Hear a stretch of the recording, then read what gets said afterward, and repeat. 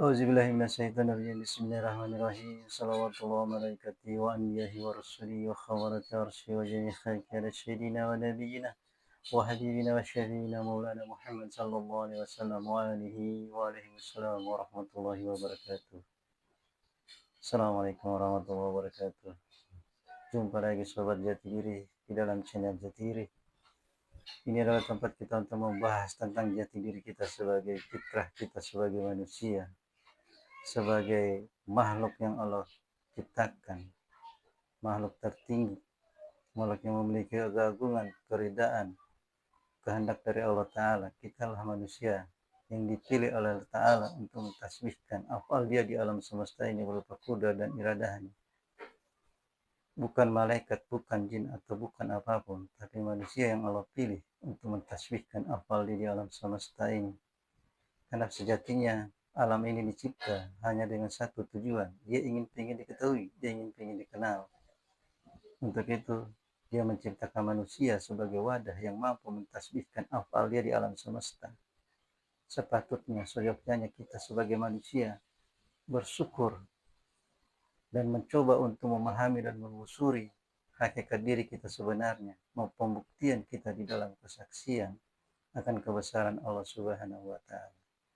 Di episode pertama yang terdahulu sampai yang sekarang pun saya tetap akan berbicara tentang hakikat diri kita sebagai manusia, sebagai makhluk yang Allah ridhai, sebagai makhluk yang Allah kehendaki, sebagai makhluk yang ditinggikan Allah Ta'ala, dengan harapan supaya kita selalu hadir kesadaran kita dalam bersyukur kehadapan Allah, bahwa kita sejatinya adalah manusia, makhluk yang ditinggikan. Kita harus mampu tegak berdiri di fitrah kita sebagai manusia, bukan fitrah yang lain. Nah, di sini tetap kita akan membahas itu. Pada episode kali ini saya coba ingin lebih membahas tentang bagaimana kita untuk memperoleh namanya mutmainnah, ketenangan, masuk di wilayah pintu mutmainnah. Ketenangan di sini bukan diperoleh dengan perasaan yang dibuat-buat tenang, bukan seperti itu. Tapi ketenangan di sini dia tercapai jika unsur yang ada di wilayah aziz itu mampu kita penuhi. Unsur-unsur ketinggian, kita ada di alam-alam ketinggian. Untuk masuk di alam-alam ketinggian itu melalui pintu mutmainnah itu, kita mampu mengoptimalkan wilayah-wilayah ketinggian yang ada di dalam diri kita, yang batasnya itu wilayah dada ke atas, wilayah alam malakut, dari wilayah akal, kepala, wilayah rasa, leher, sampai wilayah dada, alam-alam kesadaran, alam syudur. Ini harus kita optimalkan. Kalau kita berada di dalam alam muktasyif, kita tidak akan pernah mampu memperoleh namanya kesadaran, mampu memperoleh ketenangan. Di alam-alam muktasyif itu dia hanya dihadirkan oleh wilayah-wilayah halusinasi, persangkaan, waham yang timbul oleh wilayah karena ketidakstabilan diri, kestabilan ruh dan jasmani itu, di mana jasmani kita lebih dominan bertumbuh ketimbang daripada ruhaninya atau jiwanya. Secara jasad kita berjalan terus di umur 10, 20, 30 bertumbuh terus, kita tidak sadar. Kita hanya berpatokan pada pertumbuhan jasad tanpa mampu menoleh atau memahami pertumbuhan rohani. Apa iya ini seiring dengan jasad? Untuk itu jasad berjalan terus menembus sampai umur-umur 40, 50, bahkan 70 dan terus.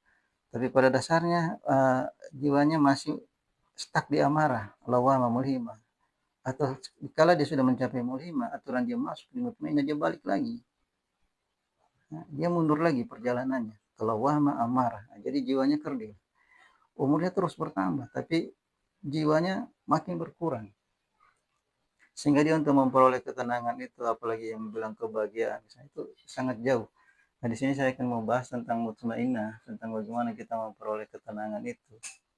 Nah, di mutmainnah itu harus ada keseimbangan yang namanya ini akal. Jadi kita bermain di wilayah alam-alam aziz, ya, alam-alam ketinggian. Di mana kita mengoptimalkan, kemarin sudah bahas tentang bagaimana yang kita optimalkan keseimbangan di sini akal.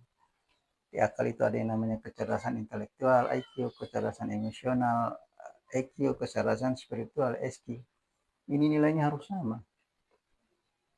harus sama semuanya. Di sini misalnya 7, ini pun harus 7, jangan ada salah satu yang melebihi. Kalau salah satu yang dominan, dia akan terjungkal.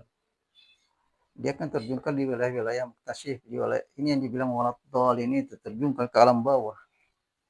Di Al-Fatihah disebut itu waladhdallin. Nah, kita aminin rame-rame, amin. Itu terjungkal dia ke alam bawah, ke alam-alam syahwat, alam-alam keinginan. Untuk itu dia diperlukan keseimbangan. IQ, IQ, IQ, baru dia akan mampu tiba di rasa. Sini baru dia hidup ini. Zauqnya itu. Di sinilah jiwa itu, roh itu hidup. Selagi ini tidak tercapai keseimbangan, ini tidak akan pernah mampu dia merasakan. Di sini wilayah syukur itu, kehidupan. Baru dia akan mampu tiba di wilayah kesaksian. Setelah dia sadar, dia akan tiba di wilayah kesaksian. Nah, bagaimana cara kita mengoptimalkan keseimbangan di wilayah akal itu? Saya juga sudah membahas di episode kemarin. Kita dengan mendeteksi pola tingkah kita di dalam perbuatan sehari-hari, dominan mana? Kalau memang dominan segala sesuatu kita cenderung berpikir dengan logika kita, intelektual kita, berarti kita dalam kehidupan itu lebih dominan di wilayah intelektual, IQ. Untuk itu harus butuh keseimbangan. Menyeimbangkannya itu ada dengan cara yang lebih simple. Kita membuang yang namanya suuzon. Kita buang, kita jangan ada wilayah suuzon di persangkaan. Jadi kita mainkan di sini, kalau di sholat itu ada yang namanya zikir ya. Subhanallah, subhanallah, walhamdulillah, walhamdulillah. Allah Akbar. Oh, Akbar. Nah, di sini kita mainkan dia untuk mencapai keseimbangan itu. Jadi kita buang yang namanya suuzon di sini. Subhanallah itu kesucian. Ini wilayah kesucian. Suci. Wilayah kesucian. Kita harus mampu membuat ini satu lingkaran penuh kesucian itu. Kita harus mampu membersihkan diri kita dari sifat-sifat buruk. Sombong, takabur, ujub, ria, sukma, segala macam. Sementara sifat-sifat buruk dalam diri kita itu sangat banyak. Ibarat kalau akar itu, akar serabut ya, dalam akar tunggang itu ada lagi akar-akar halus. Begitu terus kan, akan sulit kita untuk mengatasi sifat-sifat buruk dalam diri kita dengan umur yang terbatas. 60-70 nggak akan tuntas. Sampai beliau Nabi Musa sekalipun umur 1000 tahun untuk mengatasi sifat-sifat buruk dalam dirinya itu tidak memadai. Makanya di sini kita berpikir secara cerdas, ini secara cepat.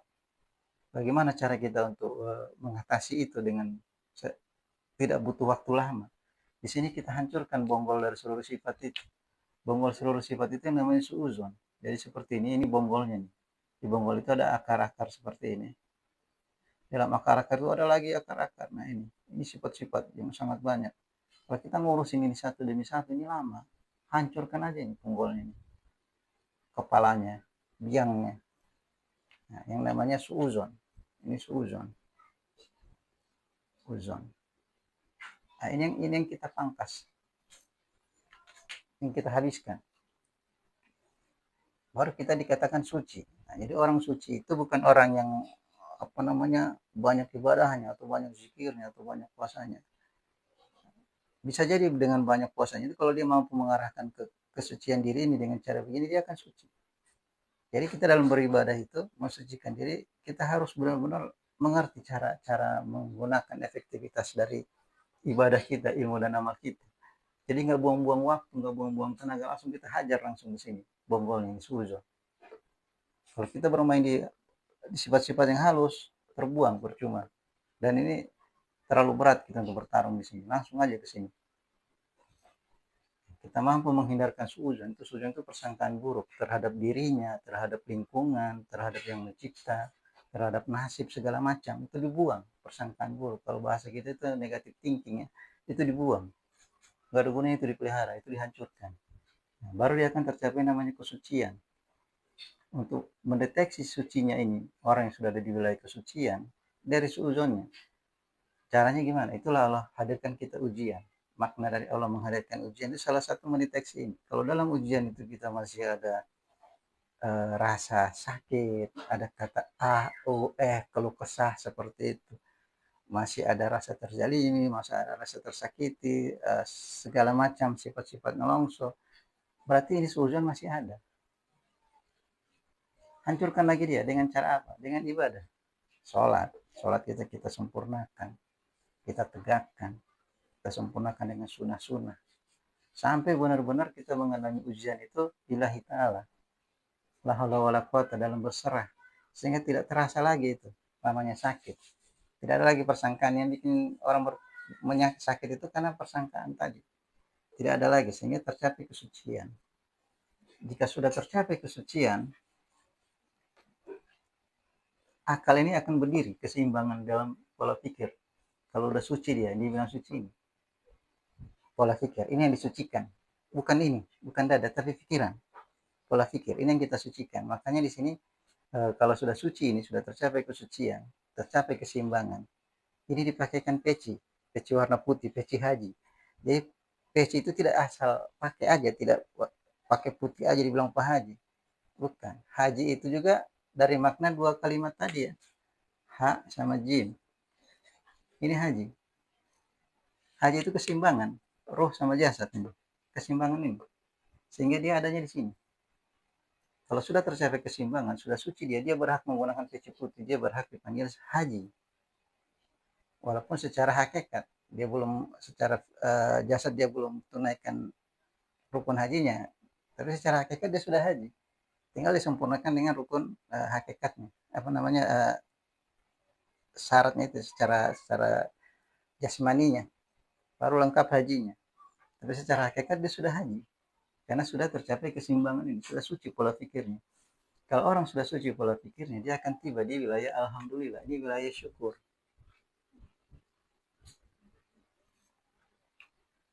Wilayah nikmat. Dia mampu menikmati. Sehingga tiba rasa syukur.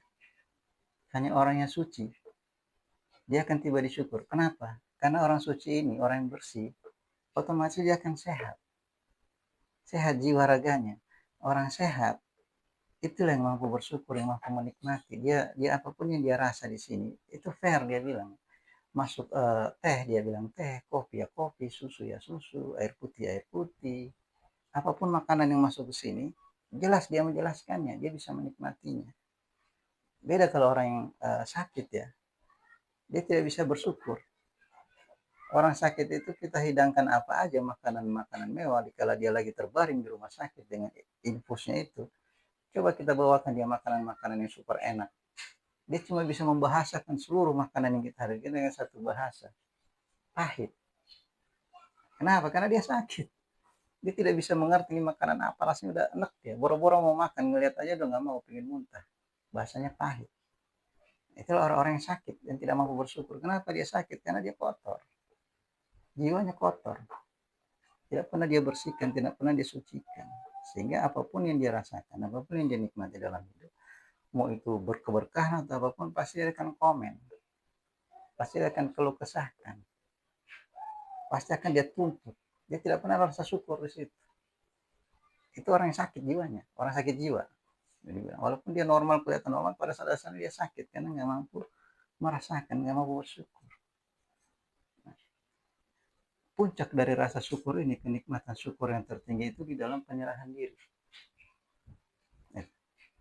Hanya orang yang mampu bersyukur, menikmati, dia berserah sama Allah Ta'ala. Hanya Allah Ta'ala lah tempat merasakan segala kenikmatan itu. Sehingga dia mampu tiba di wilayah kedua, ini wilayah akbar. Allah Akbar ini kesaksian. Kalau wilayah syukur itu di sini. Hidup rasanya, hidup ruhnya. Itu bisa membedakan dia. Baru dia akan tiba di wilayah kesaksian ini. Wilayah syudur. Karena hanya orang yang sehat, yang mampu merasakan nikmat, orang yang mampu menikmati, yang mampu menyaksikan. Kalau orang sakit, apa yang bisa dia saksikan? Hanya bahasa pahit, bahasa sakit, bahasa keluh kesah, bahasa protes. Gelap dia nggak mampu menyaksikan hal yang sejatinya perlu disaksikan, yang sejujurnya. Di sini banyak kamuflase, kenapa? Dia kotor. Nah ini perjalanan kita untuk syarat tercapai mutmainnah. Ini harus kita kita jalankan. Makanya di Islam itu kan habis sholat kita suka baca ini 33 kali, 33 kali, 33 kali. Bukan hanya sekedar ucapan. Jadi zikir itu emang awalnya diucap dengan lidah, baru dia akan masuk ke hati, baru dia masuk ke yang namanya sir, nurani, kolbu. Nah, kolbu itulah perjalanan. Jadi kalau sudah di wilayah kolbu, itu wilayah pemetaan. Jadi subhanallah ini bukan lagi berupa zikir, tapi ini alam semesta yang luar biasa luasnya. Kalau kita mampu masuk ke situ ya, baru masuk lagi walhamdulillah ini. Alhamdulillah ini 2 kali, bahkan 10 kali lebih besar dari subhanallah. Begitu pula dengan akbar, tidak terbatas. Jadi ini kalau udah masuk di wilayah kolbu, ini wilayah kolbu, ini kita bisa petakan. Ini bukan lagi berupa kalimat atau huruf atau ucapan, tidak, tapi ini berupa alam semesta. Luas ciptaan. Jadi Allah punya ciptaan itu bukan hanya dunia ini, banyak alam yang Allah ciptai. Setiap huruf itu alam. Kalau kita mampu masuk di wilayah ini, wilayah kolbu, di sini kita bisa menyaksikan semua kebenaran dari kebesaran Allah itu. Nah, begini cara kita mencapai tingkatan mutmainnah. Kita harus mampu ini, mewujudkan ini. Kesucian, syukur, baru kesaksian. Baru dia masuk ke wilayah mutmainnah, baru dia bisa mampu menyeberang ke sini. Baru dia mampu bisa menyeimbangkan antara jasad dan jiwanya. Stabil dia, seimbang dia. Disinilah tercapai kebahagiaan itu. Disinilah dia mampu kembali ke fitrah dia sebagai manusia. Disinilah keagungan dan ketinggian dia peroleh, bukan di sini. Di sini dia bisa menyaksikan Allah secara utuh. Kalau di sini disaksikan berhala. Lata Uzza Manat Subal. Ini yang selalu yang membentengi, yang membegal hambanya untuk ketemu Tuhannya. Ini dia mereka ini. Sudah saya bahas di episode terdahulu. Jadi episode kali ini saya cuma membahas bagaimana metode kita untuk tiba di mutmainnah, supaya dari mutmainnah ini perjuangan kita sampai di sini. Hanya sampai di mutmainnah. Selebihnya Allah yang akan memperjalankan. Di radiyah, maradiyah, kami. Ya ayuhan nafsu mutmainnah irji'i rabbiki radiyatan maradiyah fadkhuli fi ibadi fadkhuli jannah. Kita berfirman begitu, wahai jiwa yang tenang.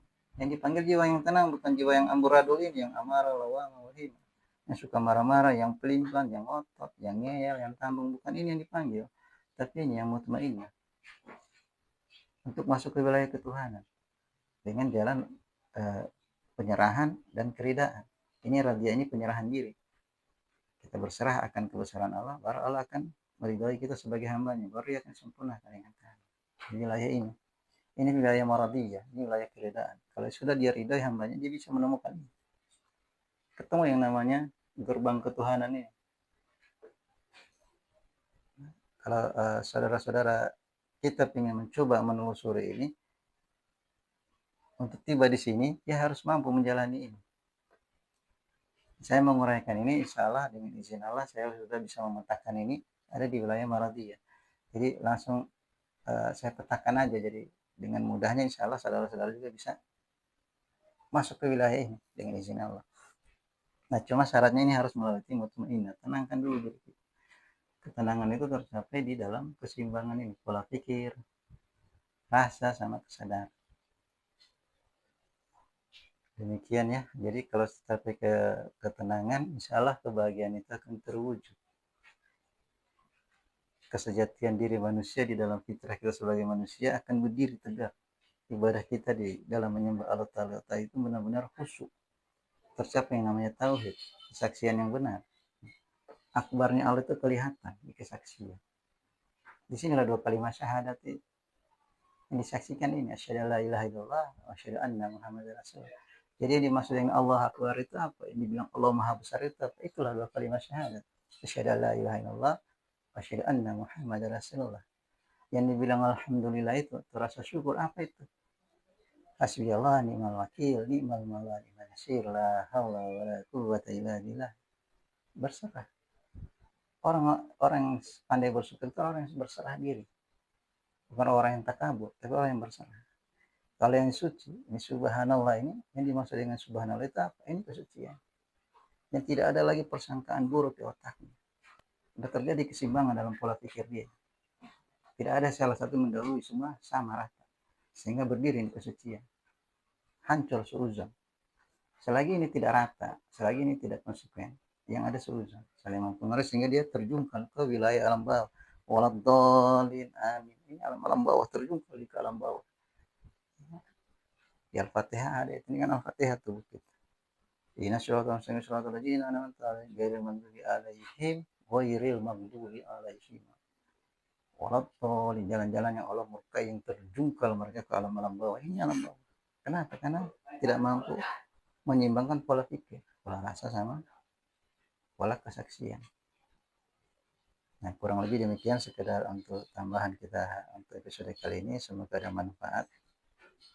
Semoga kita juga ada keinginan untuk memperbaharui diri. Jadi kita memperbaharui diri fitrah manusia bukan berarti meninggalkan dunia, tidak sama sekali. Dunia juga harus kita gapai, akhirat juga harus kita capai. Juga semua harus dalam keseimbangan. Allah berteori, konsep Allah itu konsep keseimbangan. Ada langit, ada bumi, ada siang, ada malam, ada laki-laki, ada perempuan. Semua harus seimbang, harus tertata. Siang dan malam jamnya sama, semua dalam keseimbangan. Jadi juga perlu butuh keseimbangan, diri kita seimbang. Demikian kurang lebihnya, ya, semoga ini sekali lagi ada manfaat buat kita semua. Semoga kita mencapai ridha Allah di dalam kehidupan. Sama-sama kita berharap untuk itu. Wabillahi taufiq wal hidayah. Wassalamualaikum warahmatullahi wabarakatuh.